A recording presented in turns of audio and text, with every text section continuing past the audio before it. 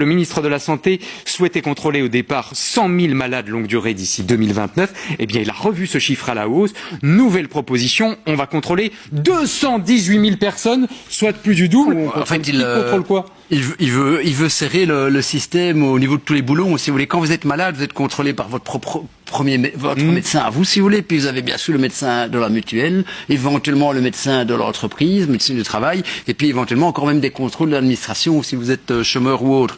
Et lui, il est en train de mettre toute une série de règles où le médecin ne peut plus prescrire maximum que 3 mois. Le médecin de la mutuelle est obligé de vous voir au 3e, 7e et 11e mois en cas de maladie de longue durée. Le médecin de l'entreprise, enfin bon, voilà. Donc effectivement, il est en train de tout à fait tendre le système avec toujours ce présupposé que les gens sont malades pour leur donc quand on dit 219 000 contrôles, ils sont tous contrôlés déjà à leur échelle. Mais aujourd'hui, le système fonctionne et lui veut le mettre en tension pour alors il y a aussi resserrer les mailles du filet. Oui, et puis un élément quand même un peu pervers dans ce que j'ai pu lire dans son projet, c'est-à-dire qu'il va en fait lier en partie aussi le financement, s'il me semble, des mutuelles par rapport au nombre de malades longue durée qui émargent à la mutuelle.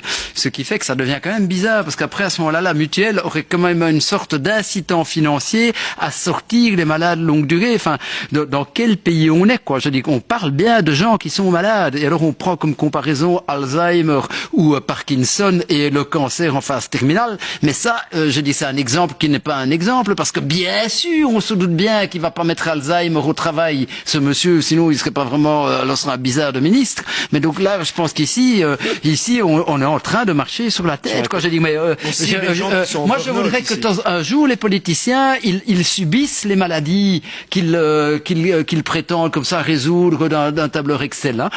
Que cette personne-là, tombe malade longue durée. Et puis on va voir si c'est aussi facile que ça. Monsieur le juge, nous sommes évidemment très remontés par rapport à tout ça aussi.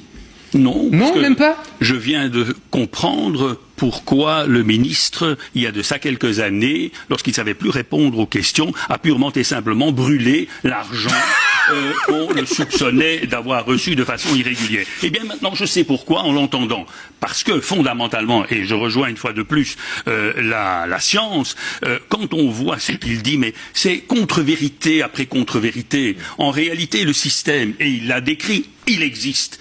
Et la vraie question est de se dire, mais tous ces gens sont tous des bandits, tous ces médecins mutuels et autres, c'est tous des voyous qui ont pendant des années purement et simplement dit ou constaté que des gens étaient malades et que ça n'était pas exact. C'est ça qu'il dit en réalité. Et en plus, il avance des chiffres de nouveau hallucinants, mais ça c'est le gouvernement qui le fait. Je lisais 1,8 milliard d'économies en 2029 et 2,2 milliards d'économies en 2030. Si ça n'est pas une foutaise intégrale, je ne sais pas ce que c'est.